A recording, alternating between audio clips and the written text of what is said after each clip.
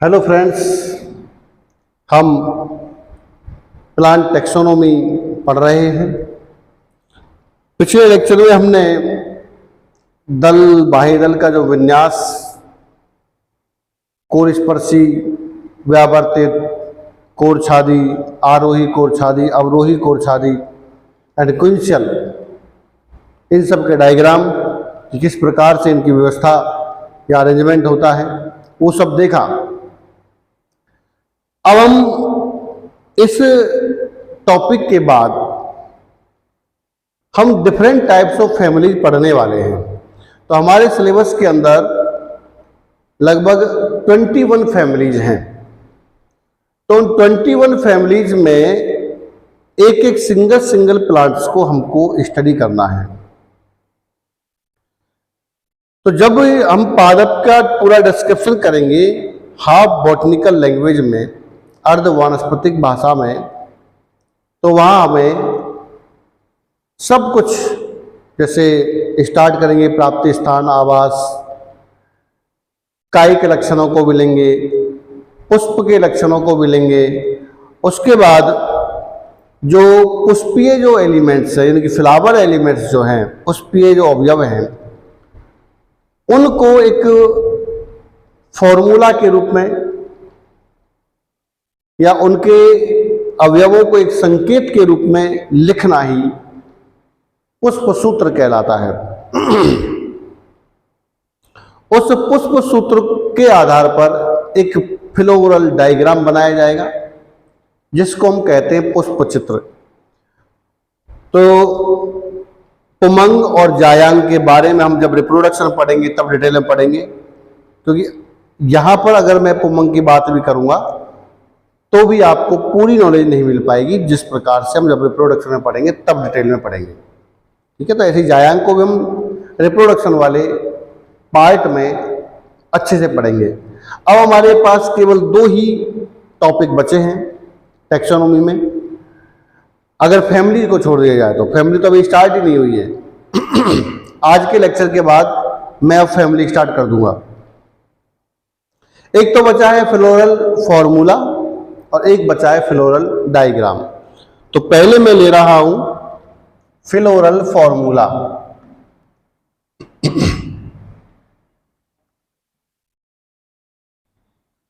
Floral formula तो ये क्या है भाई? ये है कि वो जो पुष्प के जो अवयव हैं, उन अवयवों को एक सांकेतिक भाषा में लिखना पुष्प सूत्र कहलाता है।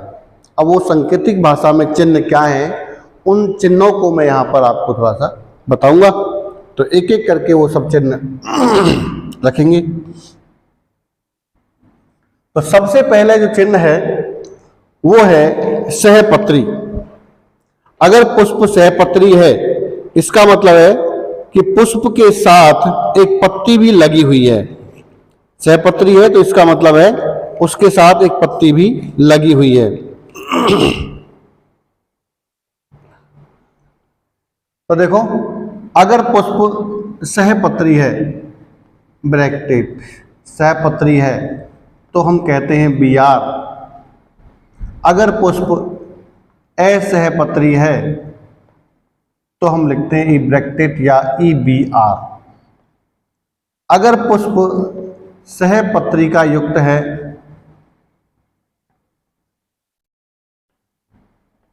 तो हम लिखते हैं BRL। अगर नहीं है तो हम इनको नहीं लिखेंगे, EBRL नहीं लिखेंगे। उसके बाद देखो, पुष्प के 2 ही प्रकार है, या तो पुष्प त्रिज्या सम्मित है या फिर पुष्प एक व्यास सम्मित है।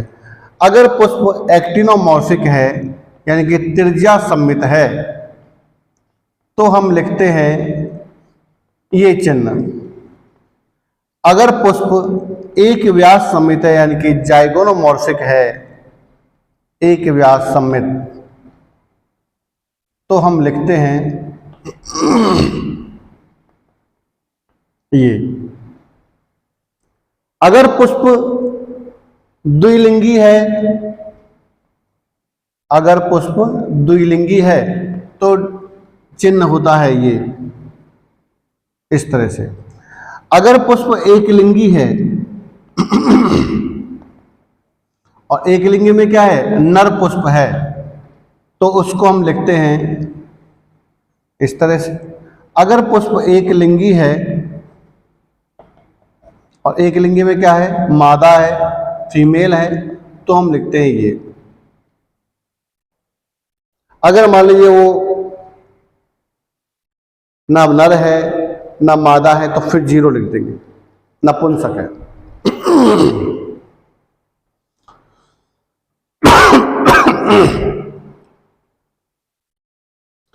उसके बाद देखो बाह्य दल का आता है, ठीक है, बाह्य दल कैलिक्स। तो बाह्य दल को हम लिखते हैं वही के से। अगर मान लीजिए बाह्य दल 4 है तो लिखेंगे के 4। इनको हम कहते हैं बाह्य दल स्वतंत्र। स्वतंत्र है तो ऐसे लिखा जाता है भाई। अगर हम कहें बाह्य दल संयुक्त, तो भाई ये जो 4 है इसको हम कोष्टक में ब्रैकेट में बंद कर देते हैं।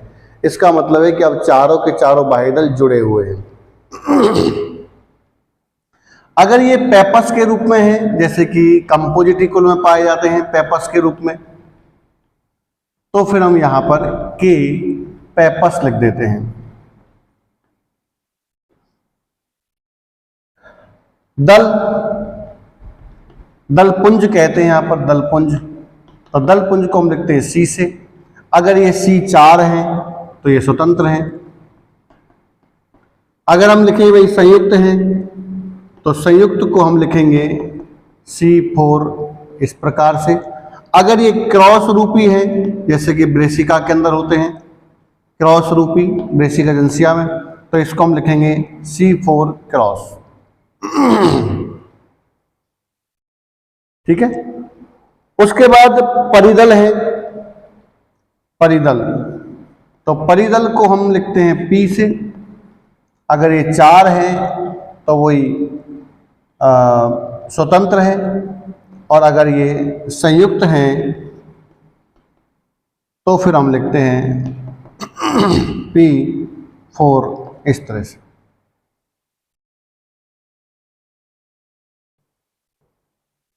ये चक्र में भी हो सकते हैं वही, जैसे 2+2 के 2 चक्रों में, यहाँ पर 2+2 के 2 चक्रों में, यहाँ पर ये 2+2 के 2 चक्रों, मतलब जितनी संख्या है, जिस हिसाब से फ्लावर के अंदर जो एलिमेंट है जिसको हम पढ़ रहे हैं या जिसका हम स्टडी कर रहे हैं, उस एलिमेंट की पूरी जानकारी हमको यहाँ पर चाहिए। तब जाकर के हम उस प्लांट के फ्लावर का फ्लोरल फॉर्मूला डेराइव कर सकते हैं।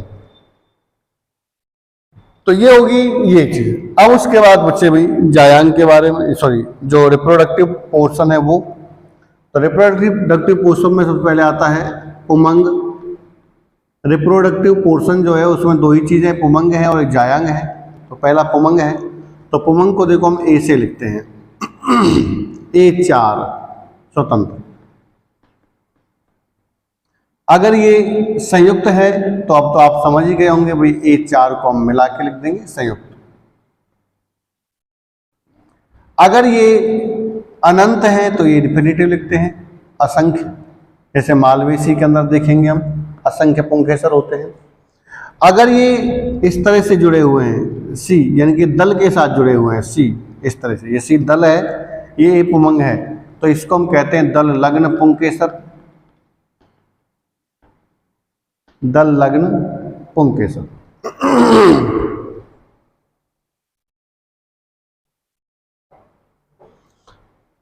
उसके बाद जायांग का है भाई, जायांग। तो जायांग को हम गाइनोइशियम कहते हैं, तो ये जी से दर्शाते हैं। मैं कहूं भाई द्विअंडपी, मैं कैसे भी कह सकता हूं द्विअंडपी, यानी कि उस प्लांट के अंदर अगर हम अंडाशय के अनुप्रस्थ काट लें तो हमको पता लगेगा कि इसमें कितने अंडप हो सकते हैं या कितने अंडप हैं। अगर वो एक अंडपी है तो एक अंडपी, यानी मोनोकार्पेलेरी। ये हमने कल बताया था पिछले लेक्चर में। अगर मैं कहूं कि भाई 2 NDP है तो बाई कार्पेलरी, 3 NDP है ट्राई कार्पेलरी। तो ऐसे ही अगर 2 NDP है तो मैं यहां पर लिखूंगा G2, अगर 3 है तो मान लीजिए मैं लिखूंगा G3, अगर 4 है तो मैं लिखूंगा G4। जितनी संख्या होती है उस हिसाब से हम यहाँ पर बढ़ा देते हैं। ये हो गया 2 NDP।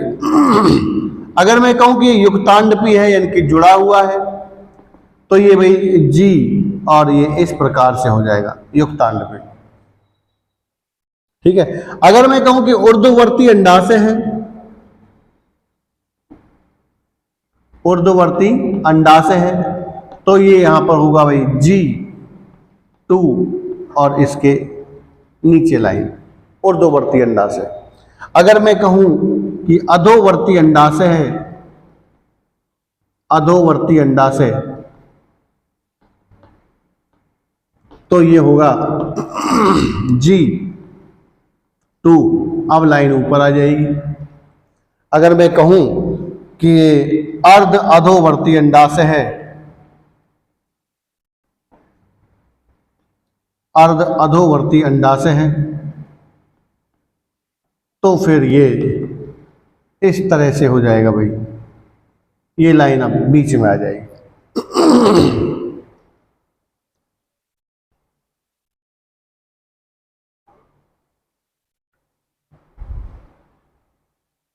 अगर हम यहां पर ये लिखते हैं कि भाई कोई पुष्प दो और है, देखें किसी में से मान लो मादा पुष्प नहीं है, किसी में नर पुष्प नहीं है, तो वहां पर A0 और G0 हो जाएगा, क्योंकि जब जायांग नहीं है तो G0 और पुमंग नहीं है तो A0।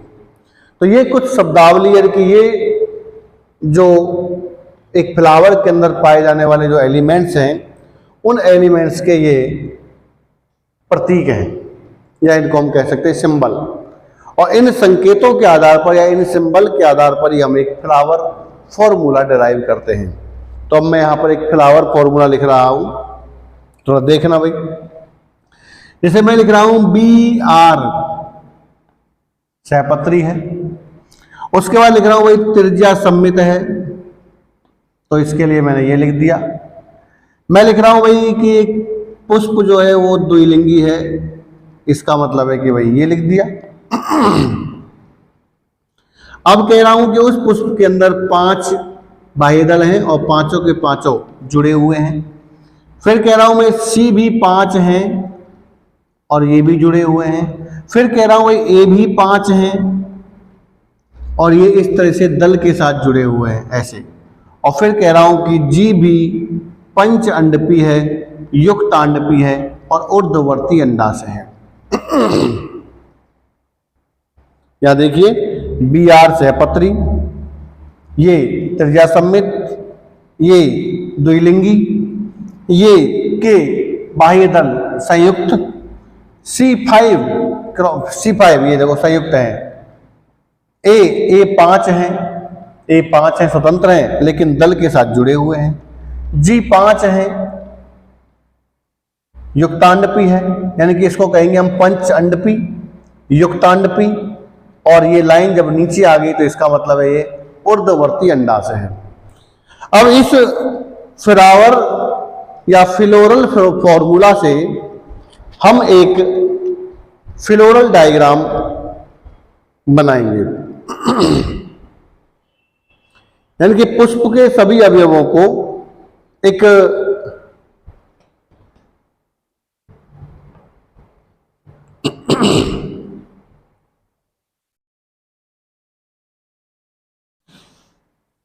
चित्र के रूप में प्रस्तुत करना या प्रेजेंट करना एक फ्लावर या फ्लोरल डायग्राम कहलाता है। हमने यहाँ पर एक फ्लावर या फ्लोरल फॉर्मूला डेवलप किया है, ये बना दिया है भाई। अब इस फॉर्मूला के अनुसार हम एक डायग्राम बनाने की कोशिश करेंगे। देखो, इस चीज को हमें नहीं ध्यान रखना है, इस चीज को नहीं ध्यान रखना है, इस चीज को नहीं ध्यान रखना है। हमको स्टार्टिंग यहां से करनी है। मैंने कल आपको एक फ्लावर दिखाया, पिछले लेक्चर में मैंने आपको एक फ्लावर दिखाया था गुड़हल का, और उसमें बताया था मैंने कि जो ग्रीन वाला पार्ट है वो बाह्य दल होता है, उसके बाद जो रेड कलर के या जो पिंक कलर के दिखाई दे रहे थे वो दल थे, उसके बाद वो पुमंग थे, और सबसे अंदर की तरफ होता है जायांग।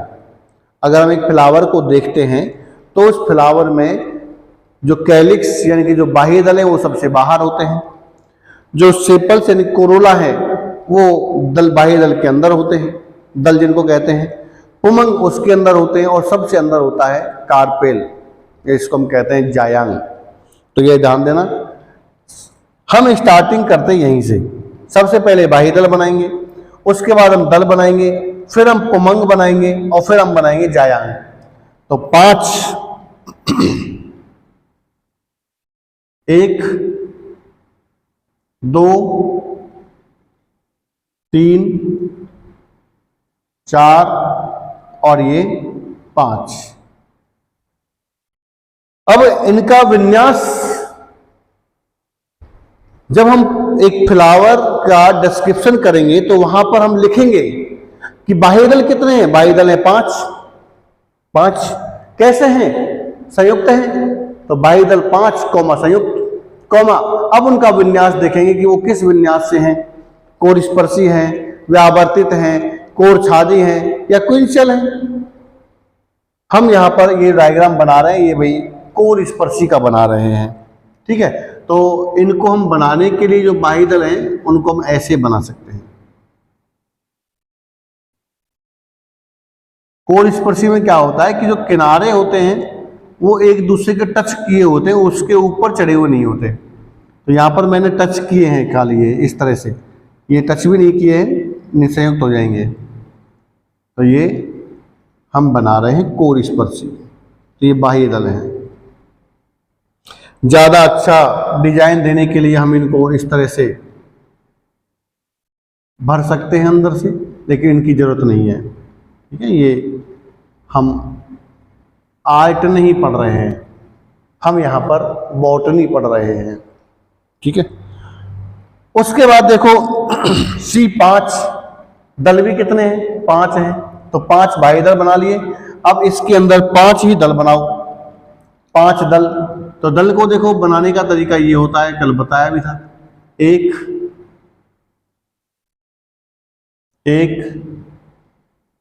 2 3 4 और ये 5 दल बना दिए। दल को बनाने का तरीका ये होता है भाई, इस तरह से।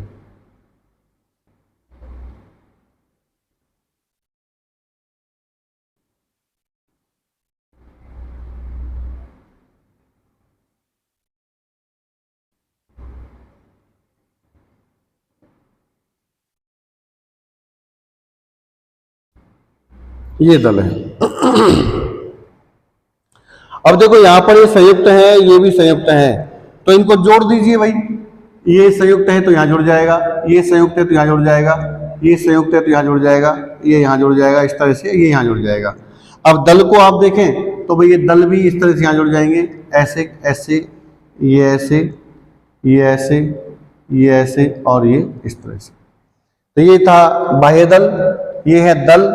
दल को भी हम देखो इस तरह से भर सकते हैं, अगर आप ऐसे भर सकते हैं, कोई दिक्कत नहीं है, भर सकते हैं, ठीक है।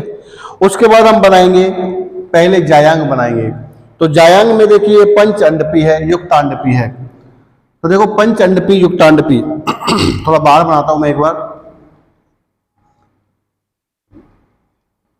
ये इस तरह से बनेगा, देखो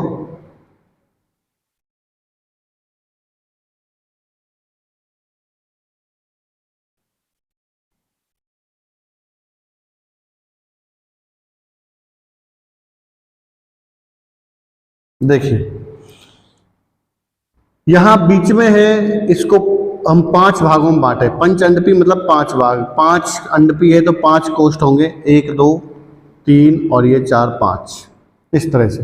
बीच में जो होता है इसको हम कहते हैं प्लेसेंटा या बीजांडासन, और इस प्लेसेंटा के साथ ही ये सीड जिनको हम बीजांड या ओव्यूल कहते हैं वो जुड़े होते हैं, ऐसे इस तरह से, ठीक है। अब मैं कह रहा हूं कि भाई ये पंचअंडपीय युक्तांडपीय है। ये अलग भी हो सकते हैं, अलग का मतलब है कि ये इस तरह से भी हो सकते हैं भाई, ऐसे ऐसे, ये यहाँ पर इसका बीजांडासन है, ये ऐसे भी हो सकते हैं, ऐसे दो हो गए, ये ऐसे भी हो सकते हैं अलग अलग।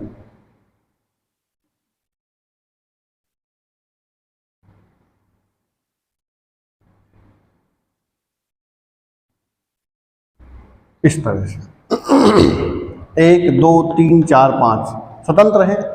और यहां पर आप देखिए तो ये आपको बिल्कुल जुड़े हुए नजर आएंगे ऐसे, तो इसको हम कहते हैं संयुक्त। ठीक है, अगर हम इनको संयुक्त बनाना चाहते हैं तो भाई यहाँ पर इस तरह से जोड़ना होगा, ये ऐसे, अब ये संयुक्त हो गए। ये बीजांडासन है, इस बीजांडासन से ही ओव्यूल जुड़ा होता है, जिसको हम कहते हैं बीजांडन्यास। कि बीजांडासन पर ओव्यूल किस विन्यास से जुड़ा हुआ है उसको हम कहते हैं बीजांडन्यास।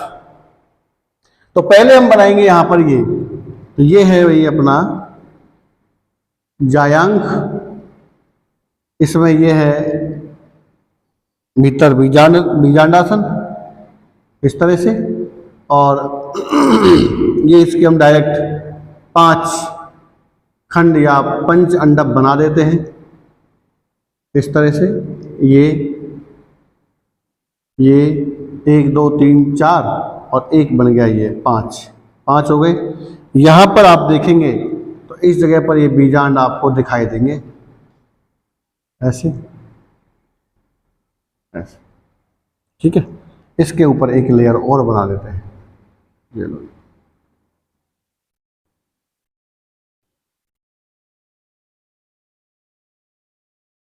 होती है ये लेयर। ठीक है, तो ये बन गया पंच अंडपी युक्तांडपी। अब बचे हमारे पुमंग। पुमंग कितने हैं? 5 हैं, लेकिन किससे जुड़े हुए हैं? दल से जुड़े हुए हैं। तो पुमंग 5 है और दल से जुड़े हुए हैं, तो सीधी सी बात है भाई, दल के साथ ही जुड़ेंगे।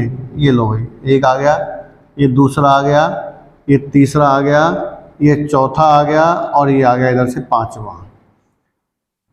अब हम यहाँ पर अभी तो कोई सी भी संरचना बना सकते हैं। जैसे ये जब लिखेंगे या डिस्क्रिप्शन पढ़ेंगे तब हम देखेंगे भाई किस प्रकार का पुमंग है, द्विकोष्ठीय या एक कोष्ठीय या किस प्रकार का है, वो हम तब बनाएंगे। अभी हम द्विकोष्ठीय बना देते हैं, ये इस तरह से द्विकोष्ठीय है।